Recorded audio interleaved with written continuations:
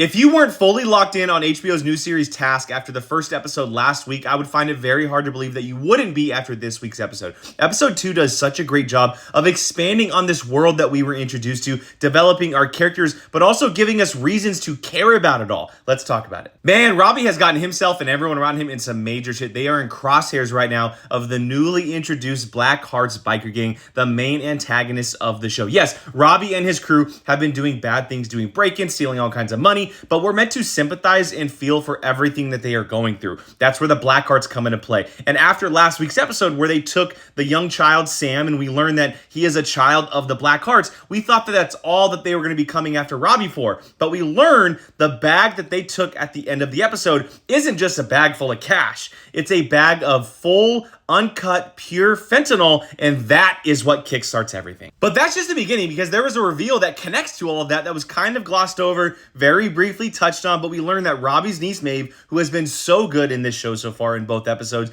but that Maeve's father, who is Robbie's brother, was involved with the Black Hearts. And I got the idea that he may have died because of the Black Hearts, which means that Maeve knows everything about them, how bad they are, how serious they are, the things that they deal with, but she also knows who Sam is and who Sam's parents are, which makes the situation that much worse. And we get just a very small taste of it at the very end of the episode as the Black Hearts hunt down who Peaches is, where he lives, they get to his wife, they get to his father-in-law, which means they're going to get information on Robbie and everyone else very soon. Now, flipping over to the FBI side of everything, and specifically Tom, we get a whole new set of information about who this guy is, what he has dealt with, the trauma that he is currently going through that has resulted in the drinking and everything we saw in last week's episode. We now know that Tom has 3 children, but 2 of them are adopted, the 2 youngest, and one of them is the girl that we were introduced to in the first episode. But her biological brother is the one in jail that Tom was going to visit in that first episode. And we know that the reason why is because he was off his meds. He has a little bit of a mental issue, and he pushed Tom's wife, his mother, down the stairs. She broke her neck and died. We don't have an exact time frame as to when this happened, but it definitely feels pretty recent. The wound is still there. It feels very fresh right now. We had that dinner scene in this episode where Tom's biological daughter is basically blaming the son for everything, right? He is not a biological brother to her. He is not a biological son to her mother. So she is blaming him for everything that happened, and in a way, blaming the younger sister as well for everything. And that puts Tom in the middle of his children, and for a parent, that is the absolute worst spot you could ever be. I talked about on last week's episode when I reviewed episode 1 that this is going to be an extreme slow burn type of show. There's going to be a lot of dialogue focused episodes,